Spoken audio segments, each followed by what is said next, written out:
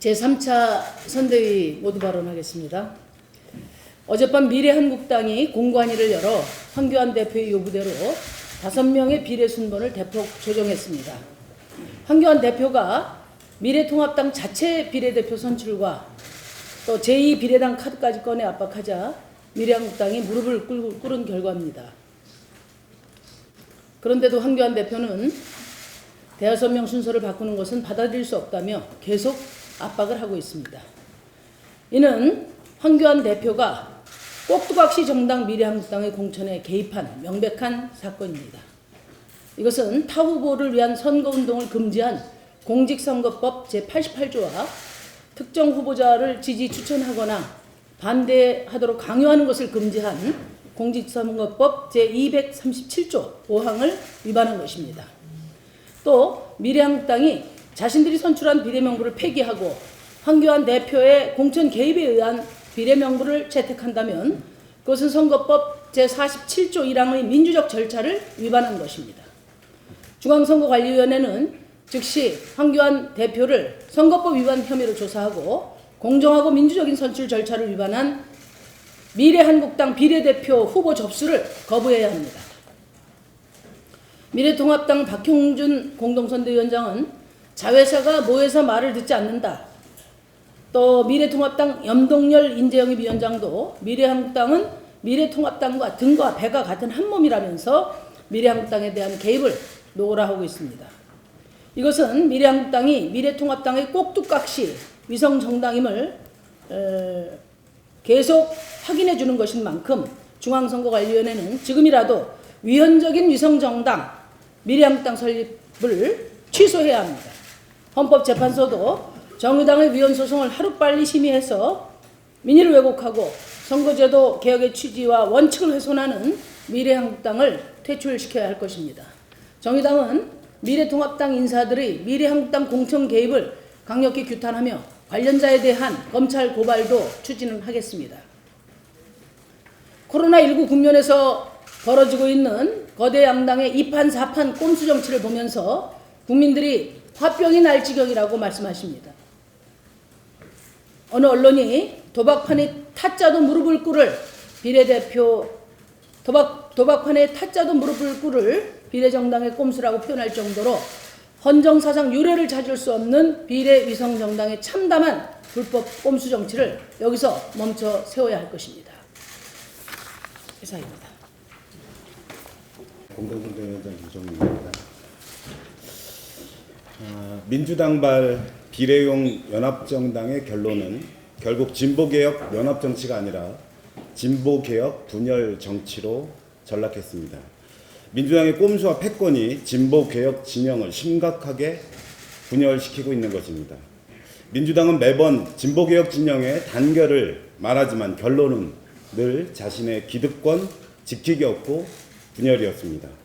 연합정당을 통해 진보개혁 진영의 승리를 만들 것이라는 말은 온통 거짓말이고 자신의 의석수 확대라는 기득권만이 가득한 술수일 뿐이었습니다. 처음에는 비례용 연합정당을 추진하면서 정의당에 대해 가짜뉴스를 동원해서 분열을 조장하더니 이번에는 민주당이 위성정당을 내세워 시민사회와 원외 진보정당을 갈라치며 분열을 조장한 것입니다. 연합정당을 해야 소수정당을 진입시켜서 제도 취지를 반영할 수 있다는 말은 철저히 속임수였다는 것이 고스란히 드러났습니다. 시민사회 제안에 따라 추진했다고 하는 말 역시 거짓말이었습니다. 대표가 나서고 사무총장이 제1선에 있고 연구원장이 밀실 협의를 주도했습니다. 미리부터 잘 짜여진 각본에 따라 자신의 위성정당을 추진해 왔던 것입니다. 처음에는 연합정당 추진 여부를 둘러싸고 분열을 조장하더니 이번에는 연합정당 참여 가이드라인을 제시하며 분열을 촉진시켰습니다. 윤호중 사무총장은 성소수자 등 소모적 논쟁을 일으킬 당과 연합하기 어렵다고 밝혔습니다. 민주당의 본색을 여실히 드러낸 것입니다. 성소수자 인권 이슈가 왜 소모적 논쟁인 것입니까? 묻지 않을 수가 없습니다. 그렇다면 기후위기 시대 탈핵 환경운동가는, 페미니즘 이슈를 주도하는 여성운동가는, 최저임금 1만 원 이상을 요구하는 비정직 노동자는 되는가 안 되는가에 대한 답을 해야 할 것입니다. 이런 수준의 정치를 일삼는 민주당의 본색이 총선이 다가올수록 고스란히 드러나고 있는 것입니다. 결과는 자신의 의지가 철저히 관철되는 위성정당일 뿐입니다. 또한 사실상의 두 개의 위성정당을 출연시킴으로써 자신의 기득권을 최대치로 유지하겠다는 패권적 행위입니다. 또한 여기서 그치지 않고 분열의 책임을 다른 진보 정치인에게 돌리는 못된 버릇을 또다시 드러내고 있습니다. 이번 연합정당 논란도 똑같습니다. 결과는 개혁 진보 세력의 분열만이 아니라 진보 정당 내부 분열까지 가속시켰다는 점에 대해 매우 강한 유감을 표하지 않을 수 없습니다. 자신의 기득권을 위해서 다른 진보 정치 세력에 대해서는 딱지 붙이고 분열시키는 무책임한 행동에 대해서는 반드시 정치적 책임을 져야 할 것입니다. 민주당이 추진한 연합정당은 민주당 짝퉁 위성정당의 다름 아닙니다. 그냥 미래통합당처럼 대놓고 위성정당이라고 말하길 바랍니다. 이제 진보개혁 진영의 승리를 위한다는 말은 입에 올리지를 말기 바랍니다.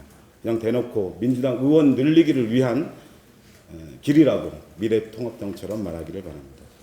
기대는 하지 않습니다만 일말이라도 진보개혁 진영의 총선 승리를 바라는 마음이 있다면 지금이라도 진보개혁을 분열시키는 비례정당 추진을 중단하고 선거제 개혁의 원칙을 지키는 길로 돌아오기를 바라봅니다. 이상입니다. 네. 안녕하십니까. 공보선대위원장이고 비례대표 배복주입니다. 지난 17일 제주 서귀포시 남원읍에서 발달장애가 있는 고등학생과 어머니가 숨진 채 발견되었습니다. 16일에 발견된 유서에는 발달장애를 가진 아이의 앞날에 대한 걱정, 그리고 돌봄의 어려움이 담겨져 있다고 합니다. 정확한 사건 경위는 조사 중이지만 코로나19 사태로 개학이 연기되고 복지기관의 휴관이 이어지면서 가중된 돌봄의 부담의 영향을 배제할 수 없습니다.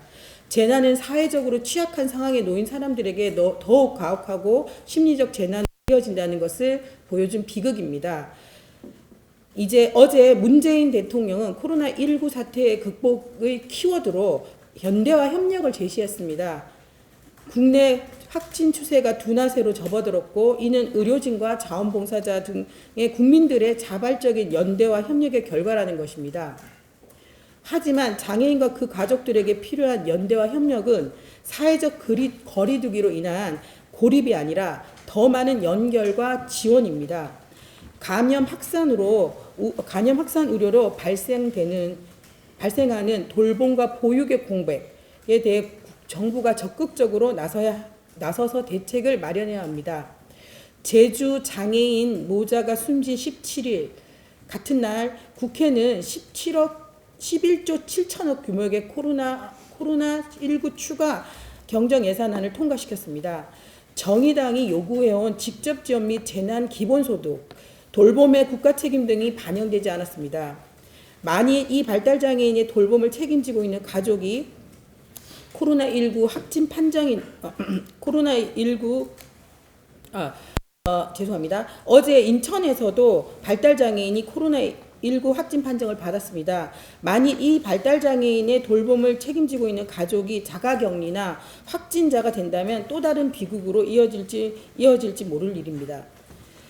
정부와 국회에 촉구합니다. 코로나19 사태로 일상의 재난과 불평등을 겪고 있는 장애인과 가족에 대한 구체적이고 실질적인 지원 대책이 마련돼야 됩니다.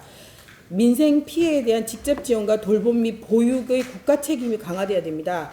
하루빨리 2차 추경 예산 논의가 시작되어야 합니다. 그것만이 어딘가 있을지 모를 고립된 장애인과 가족을 위한 연대와 협력입니다. 감사합니다. 예. 미래 후보이고 공동선대위원장 양경규입니다. 오늘 있을 대통령 비상경제회의와 어제 우리 대표께서 말씀하신 기본 재난소득에 대해서 잠깐 말씀드리도록 하겠습니다. 코로나로 인해서 경제 위기가 심각합니다. 2008년 자산 가격의 버블붕괴로 초래된 금융위기가 일면적이고 제한적인 측면이 있었다고 한다면 지금의 경제 위기는 아래로부터 무너지고 있는 경제 생태계의 전면적 붕괴라고 할 수 있습니다. 소상공인과 불안전 노동자의 생계가 심각한 상황입니다. 올 1월부터 3월 10일까지 노동부로부터 고용 유지 지원금을 받기 위해 휴업 휴직 계획 신고를 한 사업장은 1만여 개가 넘습니다. 소비 절벽이 심각한 양상입니다. 카드 기준 매출액이 40% 이상이 줄었습니다. 고용 감소와 노동시간 감소에 따른 소득 감소가 소비 절벽으로 이어지고 있습니다. IMF 때도 이 정도는 아니었다는 한숨이 가득한 상황입니다. 이러한 상황에서 자금 유동성이 어느 정도 견딜 수 있는 대기업의 경우는 버티겠지만 중소기업의 경우는 매우 심각한 양상으로 전개될 것입니다. 이래저래 불안전 노동자와 중소상공인에 대한 생계가 매우 심각한 양상입니다. 비상한 처방이 필요한 시점입니다. 현재 위기는 소득의 전면적 감소로 인한 소비 절벽이 빚은 상황이므로 시장에 현금이 공급되어야 정상적인 소비와 생산 활동이 이루어질 수 있는 상황입니다.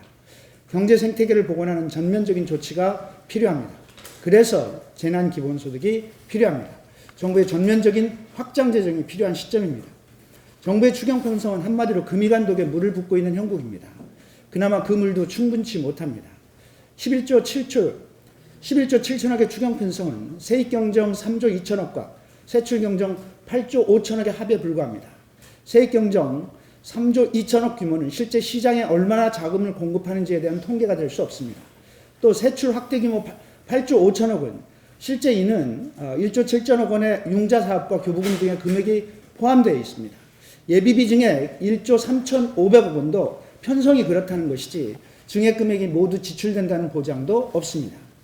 큰 틀에서 보면 이 모두는 저리에 돈을 빌려줄 테니 돈을 더 빌려라라는 것에 다름이 아닙니다.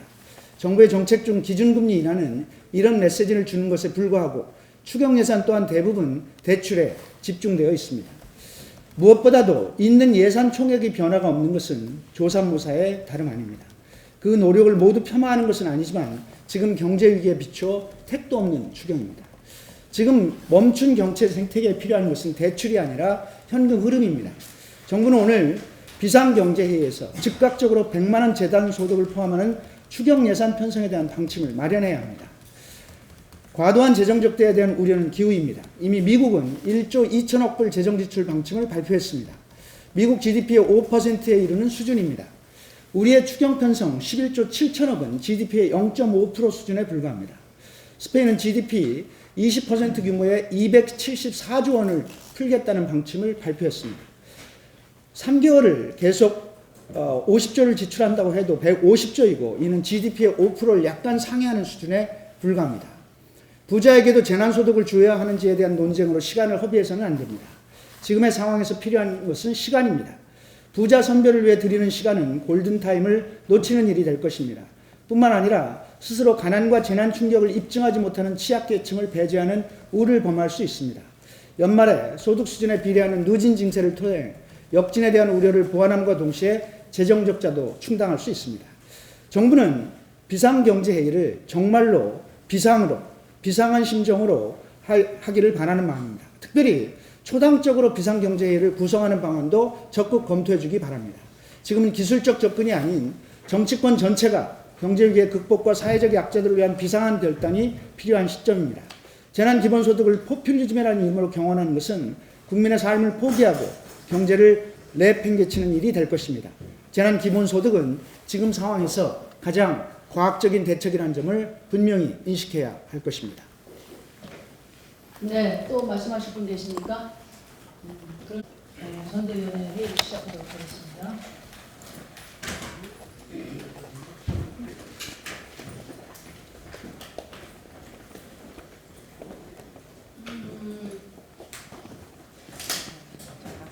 여러분들은